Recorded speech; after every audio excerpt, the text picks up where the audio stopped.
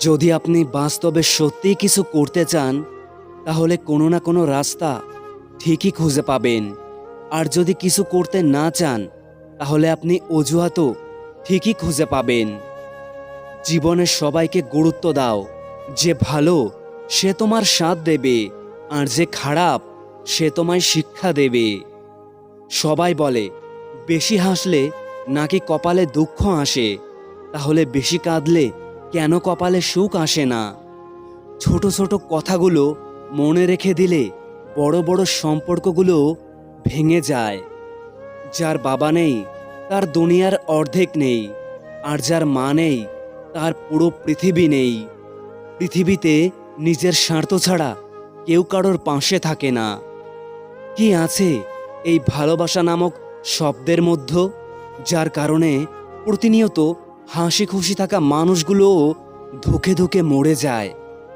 বিশ্বাস গড়ে ওঠে তিলে তিলে, কিন্তু ভেঙে যায় এক ঢিলে। যে অবহেলা করে সে হয়তো টেরও পায় না অপর প্রান্তের মানুষটা কতটা কষ্ট পায়। কিছুদিন যোগাযোগ বন্ধ করে দাও, দেখবে কাছের বন্ধুরাও হারিয়ে গেছে। আপনি হয়তো এটা জানেন না, যারা একটুতে কেঁদে ফেলে তাদের মন শুধু সরলই হয় না, তাদের জীবনটা হয় অনেক কষ্টের, কিন্তু এরা হয় মন থেকে অনেক ভালো। আর তিন কালের এককালে গিয়ে এরা হয় অনেক সুখী, যাদেরকে কেউ বোঝে না। আমাদের জীবনে এমন একটা মানুষ থাকে যার সাথে সম্পর্ক ভাঙলেও তার প্রতি গভীর টান থেকে যায় সারা জীবন। ভালোবাসার মানুষের প্রতি আলাদা একটা টান রয়েছে, যেটা সবার প্রতি আসে না। তুমি হারিয়ে গেলে খুঁজে নিতাম, কিন্তু তুমি তো বদলে গেছো। I am so sorry. ছোটবেলায় টাকা ছিল না, ফোন ছিল না, নেট ছিল না, কিন্তু তবুও জীবনে সুখ ছিল। স্বার্থপর মানুষগুলোর কাছে সম্পর্কের কোনো দাম নেই। পিছনে বদনাম করে সামনে এসে আন্তরিকতা দেখানো মানুষগুলোর থেকে দূরে থাকাই উত্তম। এরা প্রকাশ্যে শত্রুর চেয়েও ভয়ঙ্কর। সময় চলে যাবে, কষ্টের অবসান ঘটবে, বিপদ কেটে যাবে, সব কিছুই ঠিক হয়ে যাবে, শুধু থেকে যাবে তোমার কিছু ব্যবহার। দূরত্ব কোনো বিষয় নয়, যদি সম্পর্কের দৃঢ়তা যথেষ্ট গভীর হয়। পৃথিবীর সবাই আপনার সাথে বেইমানি করলেও আপনার পরিশ্রম আর যোগ্যতা কখনোই বেইমানি করবে না।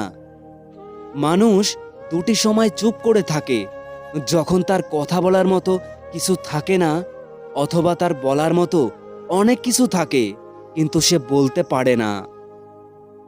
ভুল যেমন মানুষকে শিখতে সাহায্য করে, তেমনই কিছু আঘাত মানুষকে বদলে যেতেও সাহায্য করে।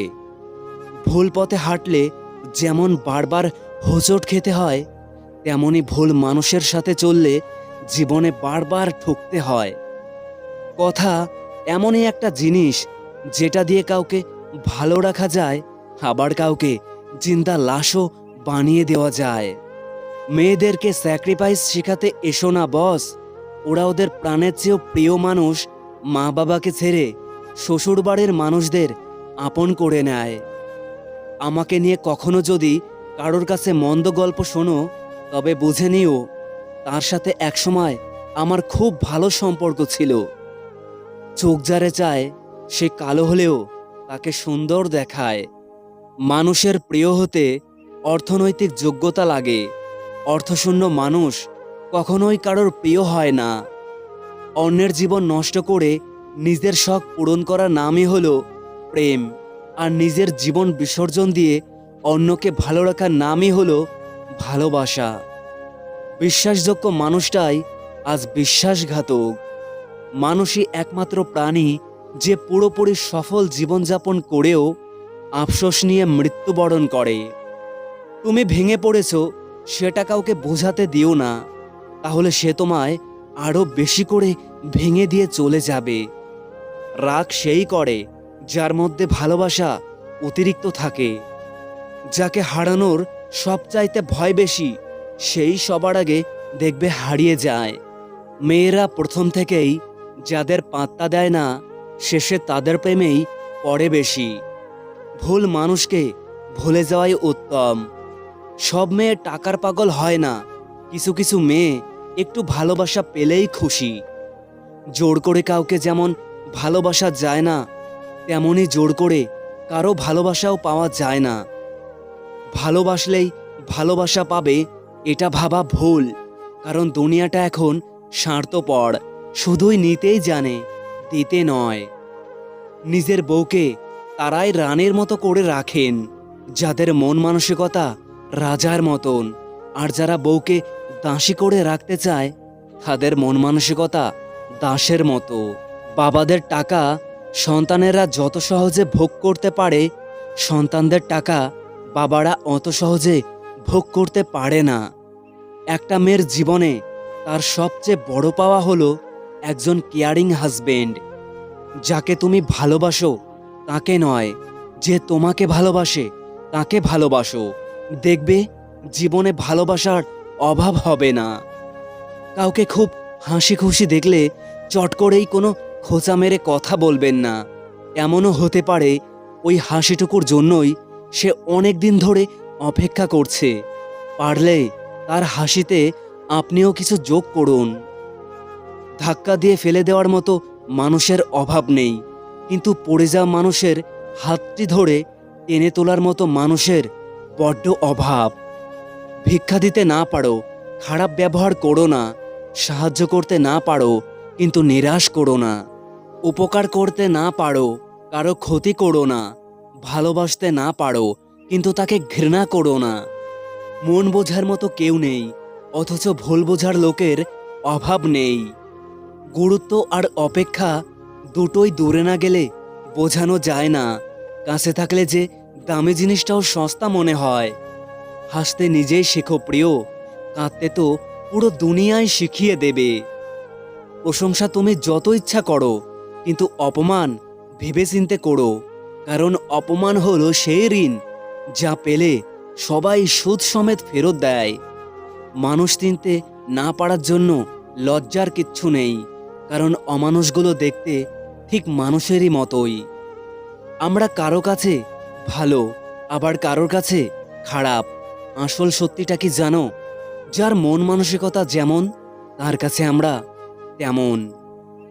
কিছু কিছু সময় মুখ বন্ধ রেখে মাথা নত করে নিতে হয়।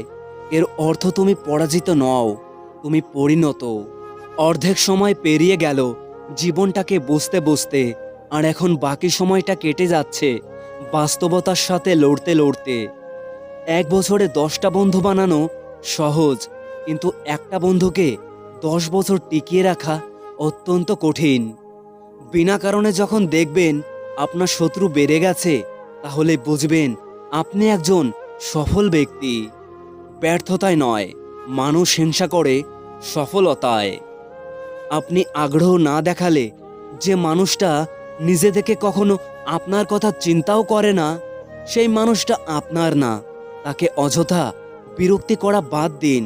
সে ভালো থাকুক, আর আপনিও একা থাকার অভ্যাস করে ফেলুন। পুলিশ ঘুষ খায়, আমি ব্যবসায়ী, আমি ঘুষ খাই না। আমি 5 টাকার মাস্ক 100 টাকায় বিক্রি করি। আমি শিক্ষক, আমি ঘুষ খাই না। আমার নিকট যে সকল ছাত্রছাত্রীরা প্রাইভেট পড়বে, আমি তাদেরকে পরীক্ষায় পাশ করিয়ে দেই। আমি ডাক্তার, আমি ঘুষ খাই না। আমি একজন মাকে নর্মাল ডেলিভারি না করে ভয় দেখিয়ে বেশি টাকার জন্য সিজারের পরামর্শ দেই। আমি উকিল, আমি ঘুষ খাই না। আমি টাকার জন্য একজন ধর্ষকের পক্ষে ওকালতি করি। আমি সাধারণ জনগণ, আমি ঘুষ খাই না। আমি কিছু টাকার জন্য নিজের মূল্যবান ভোটটা একজন নেতার কাছে বিক্রি করে দেই।